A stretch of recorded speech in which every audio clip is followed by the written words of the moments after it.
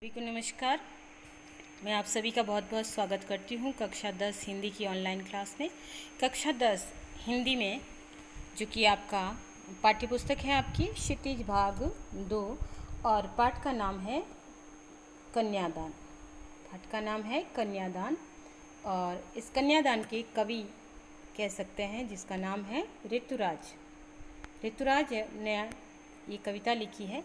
तो कन्यादान कविता जो है इसके प्रश्नोत्तर आज हम समझने का प्रयास करेंगे, जिसमें माँ अपनी बेटी को क्या क्या सीख देती है और जो है ये एक वर्तमान आधुनिक माँ है और वो अपनी बेटी को किस प्रकार से जीवन जीने की सीख है वो देना चाहती है कि ससुराल में जाने पर उसे किन किन चीज़ों का सामना करना पड़ेगा और किस प्रकार से उसे अपने आत्मविश्वास और अपने अस्तित्व को जो है जिंदा और बनाए रखना है। तो हम सीधे प्रश्नोत्तर पे आते हैं और उसे समझने का प्रयास करते हैं। ये पाठ्य पुस्तक के प्रश्नोत्तर है। तो पहला प्रश्न है कि आपके विचार से माँ ने ऐसा क्यों कहा कि लड़की होना पर लड़की जैसा दिखाई मत देना या लड़की जैसी मत दिखाई देना। तो ये पंक्तियाँ हैं, इसमें लड़की की कोमलता और कमजोरी को स्पष्ट किया है। लड़की होना यानी कि यहाँ पे माँ अपनी बच्ची को ये कहती है या बेटी को ये कहती है सीख देते हुए ससुराल में तू लड़की बनकर रहना। लड़की बनकर रहना यानी लड़की के अंदर बहुत सारे आदर्श गुण होते हैं, जैसे मृदुलता, कोमलता, मीठी वाणी, अच्छे संस्कार, उसके बोलने के तरीके, सबका मन जीतने के तरीके, ये सारी चीज़ें हैं वो लड़की होने के आदर्शों को बताती है। और कोमलता बताती है कि कोमलता तथा कमजोरी को स्पष्ट किया गया है। लड़की की कोमलता को उसका सबसे बड़ा गुण माना जाता है कि हर लड़की को अच्छा होना चाहिए, कोमल होना चाहिए, उसके अंदर एक नारी सुलभ गुण होने चाहिए। परंतु लड़की की माँ उसे लड़की जैसा दिखने अर्थात अपनी कमजोरी को प्रकट करने से सावधान करती है। यानी माँ ये तो कहती है कि लड़की होना मतलब लड़की जैसे गुणों को तो अपने अंदर मौजूद रखना, लेकिन तू अपने आप को कमज़ोर मत बताना वहाँ पे, क्योंकि लड़की की कमजोरी क्या है, लड़की की कमजोरी को अगर सब जान लेंगे तो फिर उसके ऊपर शोषण है उसका बढ़ जाएगा। तो ऐसे में माँ उसे कहती है कि लड़की जैसा दिखाई मत देना, यानी कि अपनी कमजोरी को प्रकट करने से सावधान करती है, क्योंकि कमज़ोर लड़कियों का शोषण किया जाता है। ये भी एक सामाजिक सच्चाई है कि कमज़ोर लड़कियों का समाज में शोषण किया जाता है। उसके परिवार में उसके अपने ही रिश्तेदार, यानी कि जहाँ उसके सास ससुर, उसका पति अगर लड़की है अपने अस्तित्व के लिए नहीं लड़ती है तो उसे शोषण का शिकार भी होना पड़ता है। ऐसा नहीं है कि हर लड़की को शोषण का शिकार होना पड़ता है, लेकिन हाँ ये आज की सच्चाई है, सामाजिक सच्चाई है, जिसे भी हम जो है नकार नहीं सकते हैं। तो माँ उसे कहती है कि अपनी कमजोरी को कभी भी प्रकट मत करना, लड़की तो होना, आदर्श गुणों को भी बनाए रखना, लेकिन मुख पर एक कठोर सा आवरण हमेशा बनाए रखना ताकि कोई भी तुम्हारा शोषण न करे और इस प्रकार से तुम्हारा अस्तित्व जिंदा रहेगा, तुम्हारा वजूद है वो जिंदा रहेगा, अन्यथा तुम्हारा शोषण किया जाएगा। फिर दूसरा प्रश्न है कि आग रोटियां सेकने के लिए है, जलने के लिए नहीं। इन पंक्तियों में समाज में स्त्री की किस स्थिति की ओर संकेत किया गया है, जिसमें पहला प्रश्न है और दूसरा ख में है कि माँ ने बेटी को सचेत करना क्यों जरूरी समझा। तो देखिए, आग रोटियां सेकने के लिए है, जलने के लिए नहीं। इन पंक्तियों में समाज द्वारा नारियों पर किए गए अत्याचारों की ओर संकेत किया गया है कि समाज में आज भी कई ऐसे जो है परिवार है जो दहेज के लिए लड़कियों की हत्याएं कर देते हैं, उनको मार देते हैं, समाप्त कर देते हैं, और कई बार जो है शोषण का शिकार होकर लड़की स्वयं है जो है मौत को गले लगा देती है, अपने आप को आत्महत्या करने की स्थिति में जो है ले जाती है। तो समाज में अक्सर नारी को जलाए जाने और जलकर आत्महत्या करने की बातें सामने आती है। ऐसा इसलिए होता है क्योंकि नारी का जीवन कष्टों से भरा होता है। तो माँ यहाँ पे इसमें यही समाज की इस विकट स्थिति की ओर जो है इशारा किया गया है कि आग रोटियां सेकने के लिए। तो माँ भी अपनी बेटी को यही कहती है कि आग से कभी भी जलना मत, क्योंकि आग भोजन पकाने का काम करती है। कभी भी जीवन में विकट परिस्थितियाँ आ जाए, कष्टकारी परिस्थितियाँ आ जाए तो उसका सामना करना, निराश होकर कभी भी आत्महत्या मत करना। और वहीं समाज की तरफ से भी ये कहा गया है कि अगर जो है वहाँ पर ऐसा कुछ हो जाए तो तेरे ससुराल वाले अगर तुझे परेशान करे तो तू कभी भी आग का दुरुपयोग मत करना, बल्कि सदुपयोग उसका भोजन पकाने में ही करना। और ये समाज की एक कड़वी सच्चाई को इन बातों से या इस पंक्ति के माध्यम से सामने लाया गया है कि दहेज के लिए कई बार बेटियों को जलाकर मार दिया जाता है या बेटियां स्वयं आत्महत्या करने पर मजबूर हो जाती है। बेटी अभी सयानी नहीं थी। देखिए, दूसरा वाला यही है कि माँ ने बेटी को सचेत करना क्यों जरूरी समझा था। तो माँ ने बेटी को सचेत करना इसलिए जरूरी समझा क्योंकि बेटी अभी सयानी नहीं थी, अर्थात बेटी अभी भी समझदार नहीं हुई थी, छोटी उम्र की थी और बेटी के पास इतना विवेक और बुद्धि नहीं थी जितने कि माँ को अनुभवों का ज्ञान था, और उसकी उम्र भी कम थी, और वह समाज में व्याप्त बुराइयों से अनजान थी। माँ ये सब नहीं चाहती थी कि उसके साथ जो अन्याय हुए हैं वो सब उसकी बेटी को भी सहना पड़े, इसलिए माँ ने बेटी को सचेत करना जरूरी समझा कि आग रोटियां सेकने के लिए है, जलने के लिए नहीं। तो बेटा आग का काम क्या है? रोटियां सेकना, भोजन पकाना, लेकिन तू कभी भी अपने आप को निराश होकर कभी भी अपने आप को आग के हवाले मत करना। तो इसीलिए माँ ने अपनी बेटी को ये सीख दी है, ये सचेत किया है कि अपने अस्तित्व के लिए लड़ लेना, लेकिन कभी भी आत्महत्या जैसी जो है ये कह सकते हैं कि ये ऐसी बुराई को कभी भी गले मत लगाना। तीसरा प्रश्न है कि पाठिकाति व धुंधले प्रकाश की। पाठक यानी पढ़ने वाला, समझने वाला। धुंधला प्रकाश यानी जीवन की वास्तविक सच्चाइयों से परे जो चीज़ होती है जिसे हमें वास्तविकता का आभास नहीं होता। पाठिकाति व धुंधले प्रकाश की कुछ तुकों और कुछ लयबद्ध पंक्तियों की। इन पंक्तियों को पढ़कर लड़की की जो छवि आपके सामने उभर कर आ रही है उसे शब्दबद्ध कीजिए। तो यहाँ पर कि कविता की इन पंक्तियों में लड़की की कुछ विशेषताओं पर प्रकाश पड़ता है, जैसे कि निम्नलिखित है कि वह आदर्शवादी है, जीवन की सच्चाइयों से अनजान है। यानी लड़की एक ऐसी है जिसे धुंधला प्रकाश यानी जीवन में उसे जो है उसे नहीं पता है कि जीवन की वास्तविक सच्चाई क्या है। यानी वो विवाहिक सुख को देख रही है कि वो नए नए आभूषण पहनेगी, नए वस्त्र पहनेगी, वो ससुराल जाएगी, उसके रूप सौंदर्य पे सब मुग्ध होकर रह जाएंगे। तो ये उसे जीवन का सुख है विवाह के अंदर दिखाई दे रहा था, लेकिन उसे जीवन की वास्तविकता का पता नहीं था कि विवाह के पश्चात उसके ऊपर बहुत सारी जिम्मेदारियां भी आने वाली है। उसको एक नए परिवार में जाकर अपने आप को ढालना है, उसको नए परिवार की जिम्मेदारियों को लेना है, उसको जो है नए धरातल पे फिर से उसको खड़ा करना है। तो ये सारी चीज़ें उसके लिए नहीं पता था, यथार्थ से वो अनजान थी। तो इसलिए वो सुख को देख रही थी, उसका रवैया सुखवादी था, लेकिन वो सुख कैसा था? वो धुंधला सुख था, उसे वास्तविकता का ज्ञान नहीं था। तो वो आदर्शवादी है और जीवन की सच्चाइयों से अनजान है। वह अभी पढ़ने वाली छात्रा है और उसकी उम्र कम है। लड़की सयानी नहीं है, अभी कम उम्र में ही उसका विवाह किया जा रहा है, तो उसे जीवन की कठोर या धरातल या कठोर यथार्थ का, वास्तविक सच्चाइयों का ज्ञान नहीं था।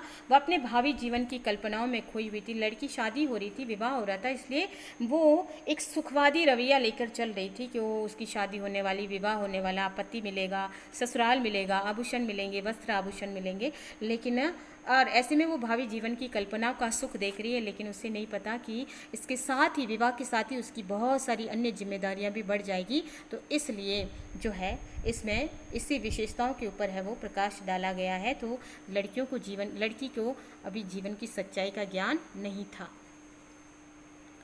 माँ को अपनी बेटी अंतिम पूंजी क्यों लग रही थी? पूंजी यानी धन संपत्ति जो कमा कर इकट्ठा करके रखी जाती है। तो माँ को अपनी पुत्री पूंजी लग रही थी, अंतिम पूंजी यानी जो पूंजी जैसे उससे छीन जा रही थी, दूर जा रही थी। तो माँ को क्यों लग रही थी? माँ और बेटी का संबंध मित्रतापूर्ण होता है। देखिए, माँ और बेटी के संबंध बहुत नज़दीकी होता है। माँ की बेटी बहुत करीब होती है या दोनों सुख दुख में मित्रवत व्यवहार करती है। माँ का हर सुख दुख है वो बेटी से अछूता नहीं रहता, सारे को वो जानती है, माँ की परम मित्र होती है और इनका संबंध सभी संबंधों से अधिक आत्मीय होता है। माँ बेटी के साथ अपना सुख दुख बांट लेती है, सहज बांट लेती है अपने, और बेटी माँ को बहुत अधिक समझती है। बेटी उसकी खुशियों तथा उसके कष्टों का एकमात्र सहारा होती है। बेटी के चले जाने के बाद माँ के जीवन में खालीपन आ जाएगा। माँ उदास हो रही है क्योंकि उसकी बेटी है वो उससे दूर चली जाएगी, और माँ को ये लगता है कि उसके बाद, बेटी के जाने के बाद वो अपना सुख दुख है वो किसके साथ बांटेगी। तो उसकी बेटी उसके जीवन में उसके लिए खास थी। वह बचपन से अपनी पुत्री को संभाल कर उसका पालन पोषण एक मूल्यवान संपत्ति की तरह करती है। इसलिए माँ को अपनी बेटी अंतिम पूंजी लग रही, क्योंकि बेटी विवाह करके जो है ससुराल की तरफ जा रही थी। तो माँ को विदा होती हुई बेटी जो है अंतिम पूंजी लग रही थी, और माँ को दुख भी हो रहा था। यानी बेटी के जाने का उसे पता था कि उसका विवाह करके उसको घर भेजना है, लेकिन साथ में बेटी से दूर होने का गम भी उसे साल रहा था। और माँ को बेटी है वो अंतिम पूंजी लग रही थी, क्योंकि अब माँ का खालीपन, माँ का अकेलापन है वो बहुत अधिक बढ़ने वाला था। माँ ने बेटी को क्या क्या सीख दी थी? माँ ने अपनी बेटी को विदा करते समय निम्नलिखित सीख दी। माँ ने बेटी को उसकी सुंदरता पर गर्व न करने की सीख दी। माँ ने कहा कि बेटी को सीख दी कि बेटा तू ससुराल में ये सोच कर कि तेरे रूप और सौंदर्य पर सभी जो है मोहित हो जाएंगे, तो ये ऐसा हमेशा नहीं रहेगा। तो कभी भी जो है आईने में देखकर, दर्पण में देखकर अपने रूप और सौंदर्य का कभी घमंड मत करना। माँ ने अपनी बेटी को दुख पीड़ित होकर आत्महत्या न करने की सीख दी कि जो है ये संसार का नियम है कि सुख दुख है, जीवन में आते रहते हैं। तो कभी भी ससुराल में तेरे ऊपर कोई अनाचार या अत्याचार हो जाए तो तू उसका सामना करना, बल्कि कभी तेरे शोषण की हालात से तुझे गुजरना पड़े तो तू दुख से पीड़ित होकर कभी भी आत्महत्या मत करना, बल्कि आत्मसम्मान के साथ, आत्मविश्वास के साथ उसका सामना करना। और कभी भी आग को गले मत लगाना, बल्कि अपने अस्तित्व की लड़ाई तू जरूर लड़ना। माँ ने अपनी बेटी को ये सीख दी। और माँ ने बेटी को धन संपत्ति के आकर्षण से दूर रहने की बात भी की। यानी माँ ने बेटी को कहा था कि वस्त्र और आभूषण शाब्दिक भ्रमों की तरह है, अर्थात वस्त्र और आभूषण है वो स्त्री को बांध रखते हैं।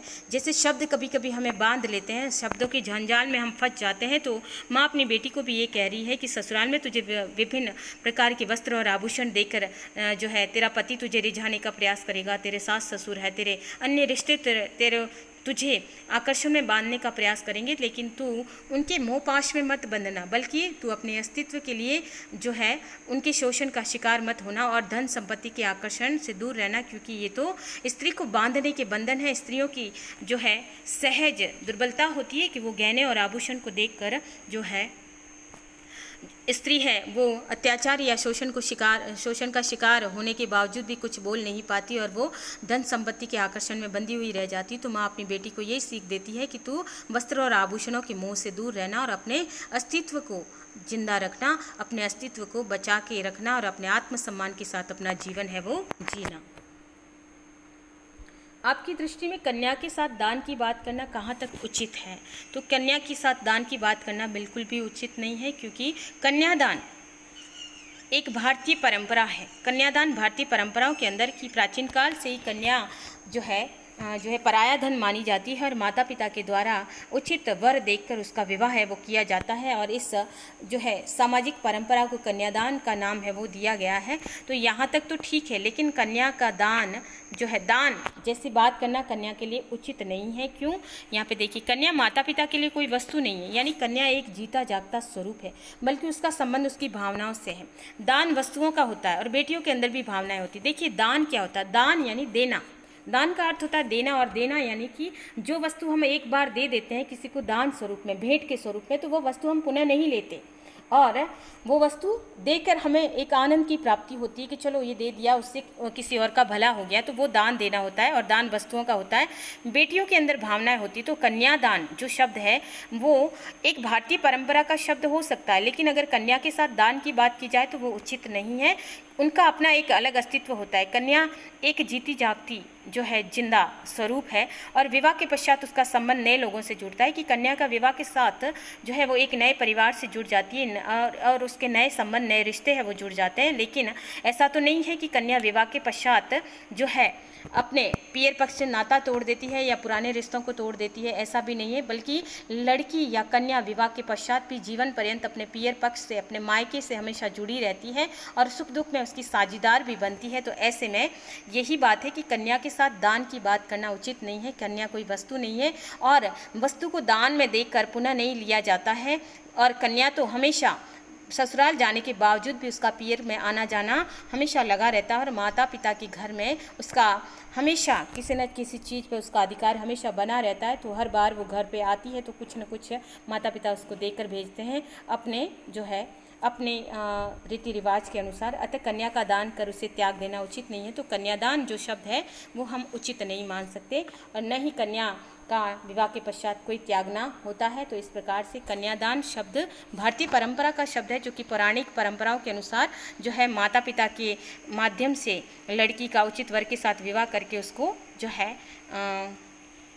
एक नए संकल्प के साथ उसे वर को सौंप दिया जाता था, पुरुष को सौंप दिया जाता था, वो कन्यादान होता था। लेकिन कन्या के साथ दान देना उचित शब्द नहीं है या दान शब्द कन्या के साथ जोड़ना उचित नहीं है। तो ऐसे में सुभद्रा कुमारी चौहान जो एक कवित्री है हिंदी की जानी मानी, जिन्होंने कविता लिखी थी, बुंदेले हर बोलों के मुँह हमने सुनी कहानी थी, खूब लड़ी मर्दानी वह तो झांसी वाली रानी थी। तो उन्होंने अपनी कन्या का विवाह करते समय उन्होंने कन्यादान नहीं किया था, क्योंकि उन्होंने कन्या को एक जीती जागती और भावनाओं से बंधी हुई जो है अस्तित्व माना था, इसलिए उन्होंने कन्यादान नहीं किया था।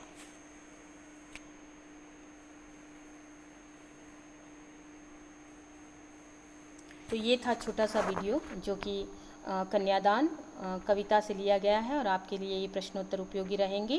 धन्यवाद।